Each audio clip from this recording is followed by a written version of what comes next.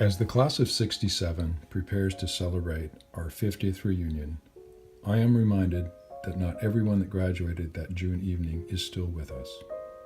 In February of 1968, Bruce Fuller died in service of his country. I found out this tragic news along with fellow Jets Ron Bosley and Bob Anaya at San Jose State during a break from classes. It's always been in the back of my mind. In March of 2006, I wrote about Bruce on the virtual Viet Nam wall and left my email. A few years later, Bruce's squadron leader contacted me to see if he could get in touch with Bruce's family. His name was Larry Gray. And through a series of phone calls over the next few months, I came to realize that he never got over losing the men under his command, and especially Bruce. Bruce was only 18. Larry was 21. This video is about an amazing December day in 2013 when Larry Gray and his fiancée Stacy met Bruce's sister Sharon, Bruce's girlfriend in 1968, Julie, Sharon Eubank, who Bruce took to the prom, Sharon's husband Gary Eubank, who Bruce taught to ski, and myself. May he rest in peace.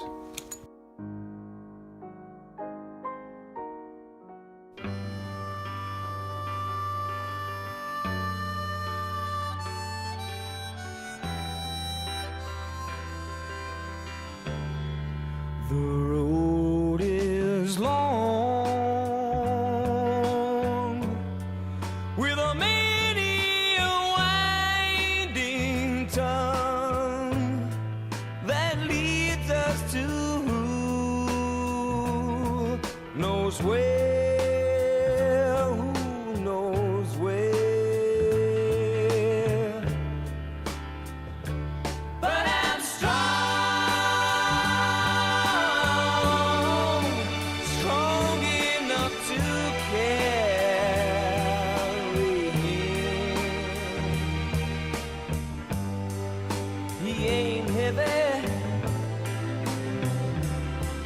My brother,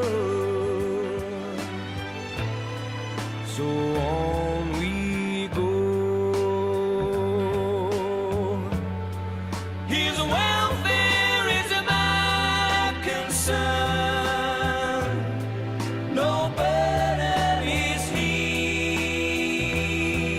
to bear.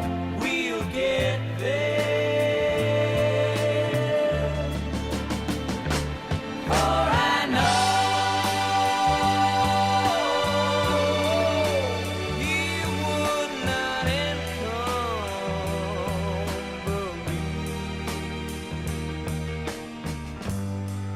He ain't heavy,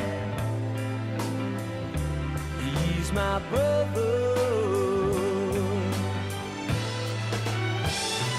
If I'm leaning at all, I'm leaning with sadness that everyone's heart isn't filled with the gladness of love for one another. It's a long, long road from which there is no return. While we're on the way to there, why not share? And the Lord doesn't weigh me down at all. He ain't heavy, he's my brother.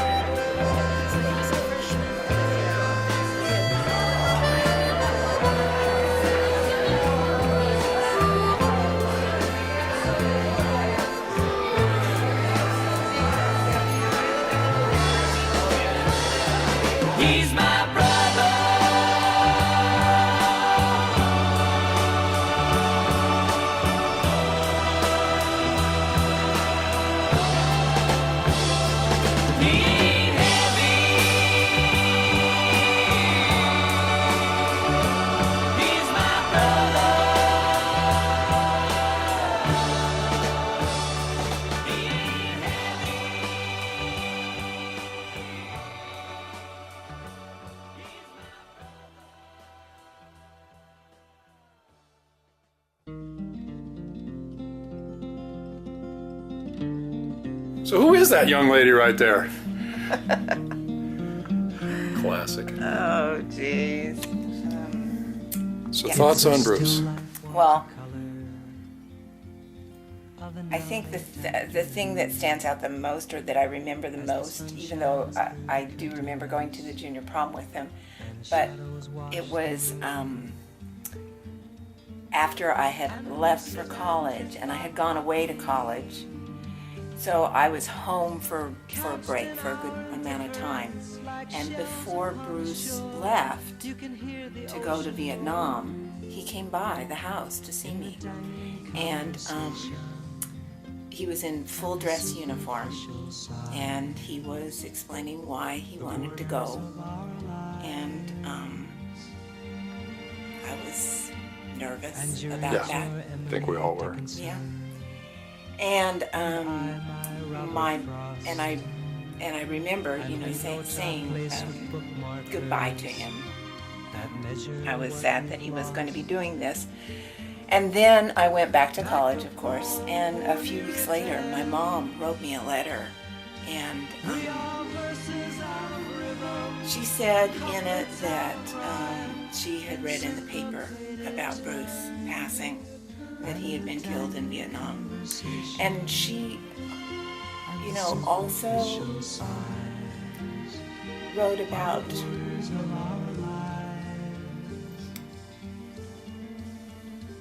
Yes, we speak of things that matter with words the that must be said. horrible loss of life that her generation had lived through, and that she understood how hard that it was to lose the young men that we had known, our friends, and Bruce was a friend from high school, and the first that I ever knew to have died, the first person that I knew that had died. And so I remember that, getting that letter and getting that news. And I can't tell you when it was.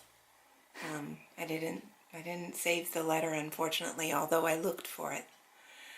The memory is there. But the memory is there. Yeah.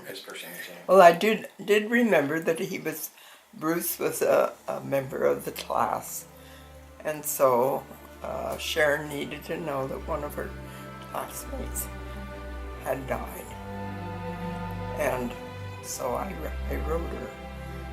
Yeah, since Malcolm informed us that we were going to meet, I kind of had thought this through, and I'm thinking that Bruce probably was in my advisory class, because mine was an E and his was an F, last name, surname, and so we probably met in advisory every day.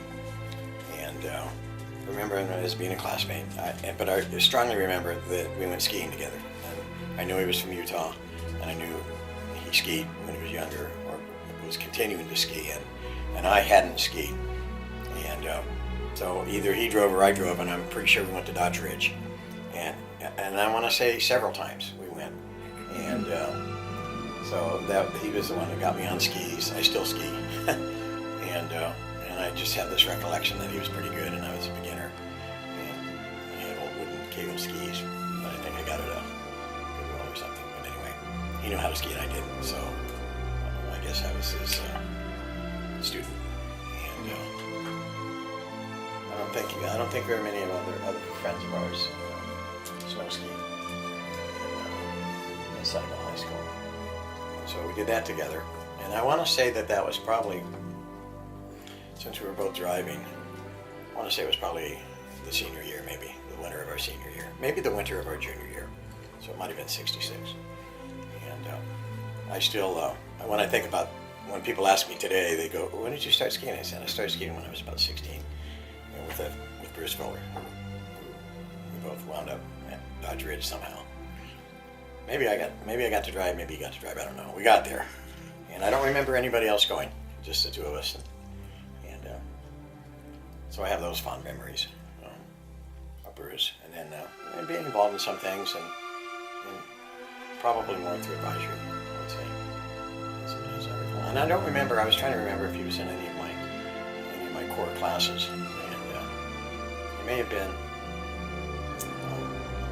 I kind of racked my brain through athletics if maybe we had had encounters there, but I don't think he played tennis on the tennis team or basketball. I'm not sure. And then I was reading somewhere that, I think in the Sunnyvale website, that somebody remembered him having been in his advisory for 4 years, but I don't remember Bruce being there but his junior and senior year, so I'm not sure if she was confused or maybe I'm confused. So we can ask Sharon how long they lived in Sunnyvale, if it was for his entire high school career or just the last couple of years. Anyway, I think we should take that meeting back.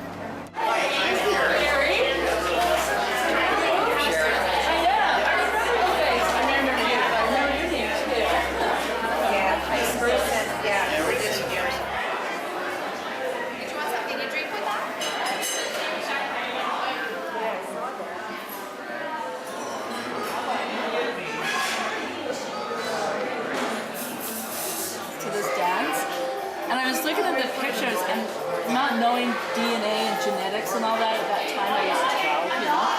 Well, I just knew I was going to be pretty, just like that girl Sharon, because my name was Sharon. Okay, it didn't work out quite that way, but I always looked at the picture. He met her at one of our church dances in April of '67.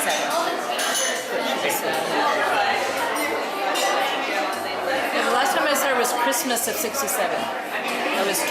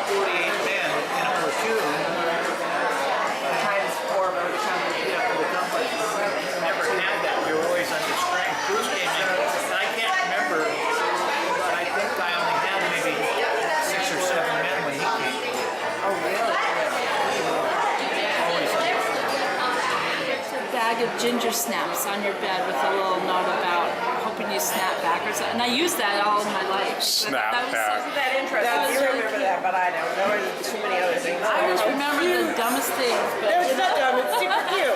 yeah, I remember that ginger snap bag. Yeah. And you sit in that. So who is that guy? That's my brother. They were no longer a monster. Yeah. Oh my god, it made me want to cry even thinking about it. Oh, there is So much hate towards them. I forgot that they were. And Sharon. I mean, completely just Sharon in that one too? Yeah, right there. Right there. It was amazing. I thought that was pretty cool. But it was, See, look, he never smiles. Who would have thought? Because none of us really look like each other. You know, we got three that are tall and dark, three that are short and fat and blonde. You know. And so where do you fit in? Short, fat, and blonde. Oh, I thought you were taller. As we were kind of processing this, Bill Maher does this. The comedian, yeah. That's what reminded me of. And I know when he didn't have any hair. They almost look like this. Bill Maher. What year is that one? And he does it straight back too. 67. Which is And it? that Where's was the? your is that his younger brother? Yeah, that's Gordon. He was 16. So he was a freshman this year. I mean, other than Christmas, I only saw you at the funeral. That's it. That's all I've ever seen. that's like in our family. My sister's the only one in our Had family Olympic with a child. rings tattooed One. on them. And his College name's Justin. All-Americans. We kind of take him. They train twice as And much as he's been all of our babies.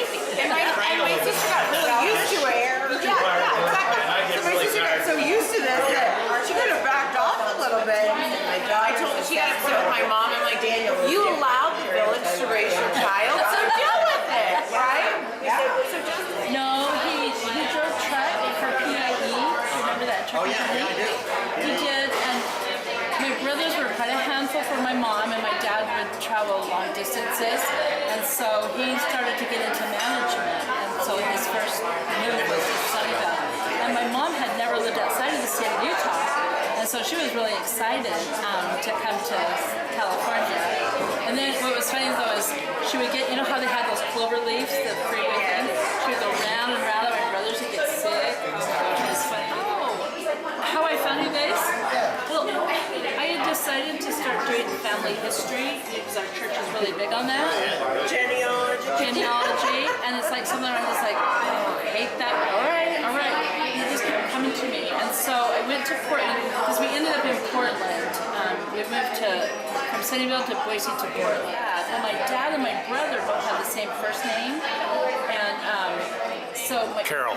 Carol, yeah, his was Carol Bruce. And see, everything military is Carol B. Instead of, you know, when he was alive, it was C. Bruce. So anyway, so we brought up my dad's name. Well, Bruce's name came up too. And I'm like, oh, and I noticed that people had commented on it. So I went back to it later that night, and he had commented first in 2006. That's how you and I contacted each other. We had contact, yeah. Comment in 2010, and then I read it now in 2015. What got my attention was that stupid Carol. My parents ended up getting a divorce, and so my mom married this guy, and he had this daughter, and her name is Carol. And she is the meanest person in the whole world. She was so nasty mean. And so she goes on this thing and says, to the brother I never knew, and I was just ticked at that point. I thought, you're not his sister, I'm his sister, I'm his only sister, you know?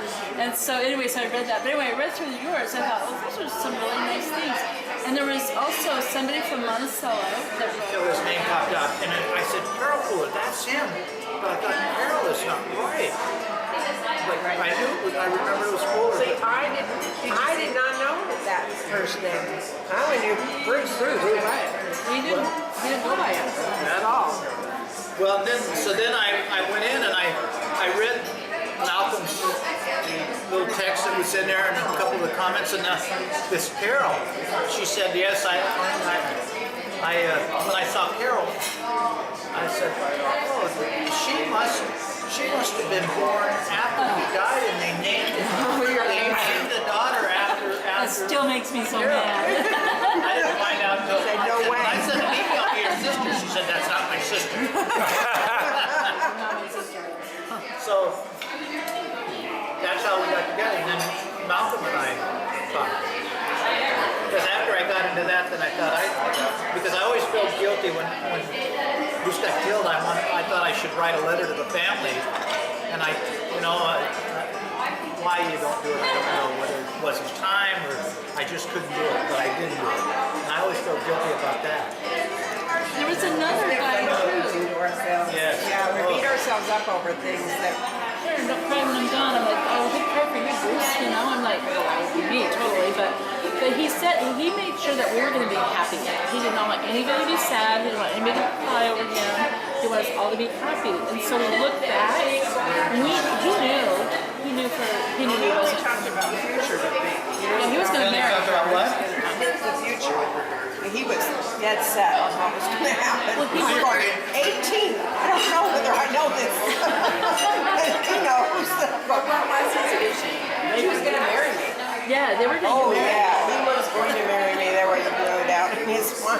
Yes. And my mom and dad, I remember my mom dad said, you might want to wait till you get back to Vietnam.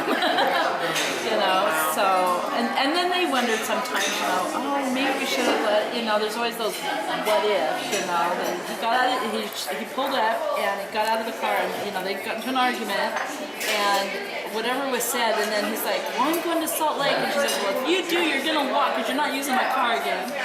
And so about 10 o'clock, so then they left, him and Steve left. So about 10 o'clock that night, the Clarks called my parents. Could you send Steve home? And they're like, we're just going to call you to send Bruce home. And so I don't know exactly how they found out, but my dad, I know, had called some of his trucker friends. They were hitchhiking to Salt Lake. And they left that afternoon, and they were at my grandma's house by 6 o'clock or 7 o'clock the next morning. So like a week. I love it. Now, Oh my God. I don't know if all of you know this, but the Band of Brothers. I know that. Yes. Saving Private Ryan. Yes. You saw that? That was the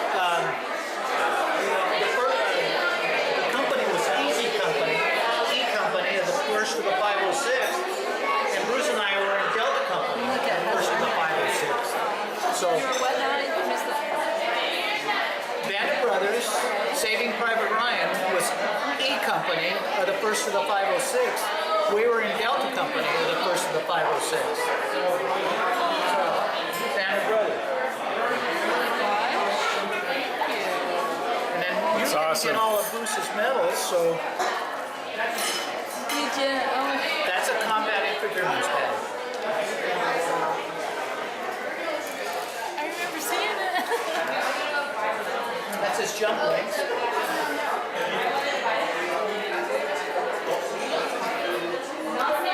That's a Vietnamese campaign ribbon. There's no medal, it's just a ribbon. I don't know if you got a patch, but I got a patch. It's great, Larry. That's fantastic. Stacy got it. That a girl. So you can add that to your collection. You got the Bronze Star and the Purple Heart.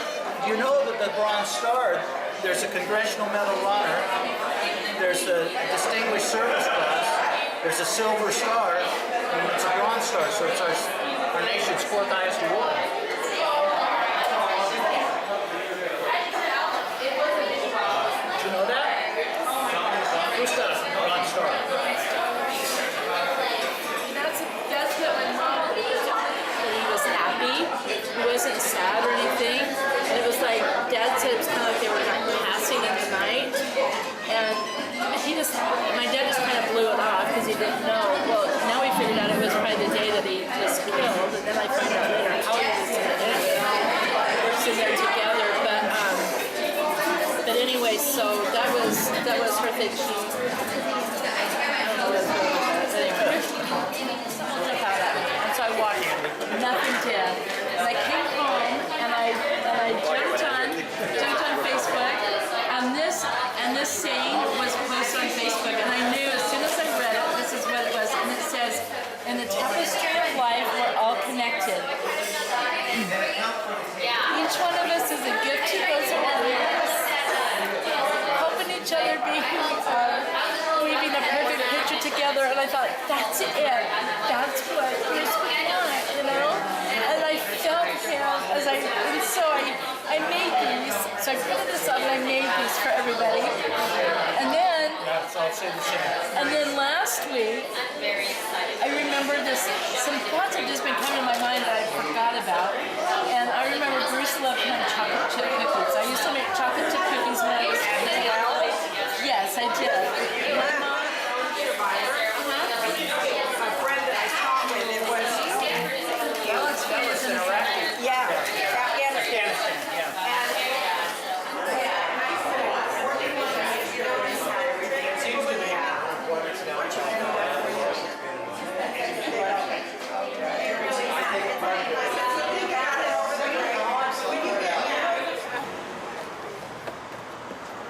Hey, Larry. How's it going, Larry? How you doing? You guys, what did you guys eat? Holy shit, I've been waiting here all day. Good God. Did you guys have salads? Did you have dog food? Oh my God. He's not taking a leak, that's good. No, I let him out earlier. He's a good boy. Come here, let me get your coat. Let me get your leash on. Yeah, put the leash. It's hilarious.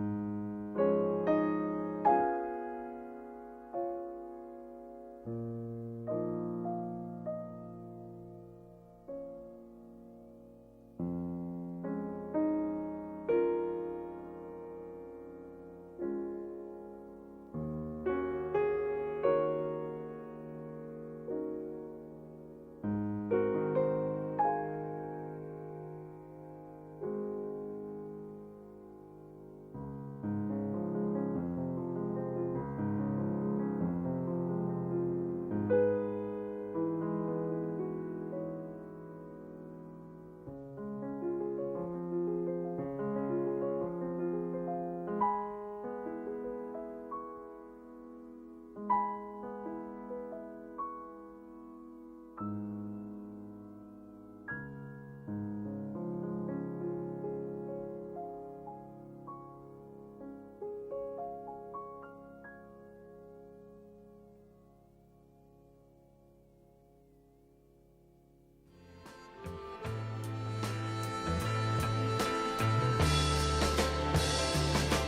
my brother.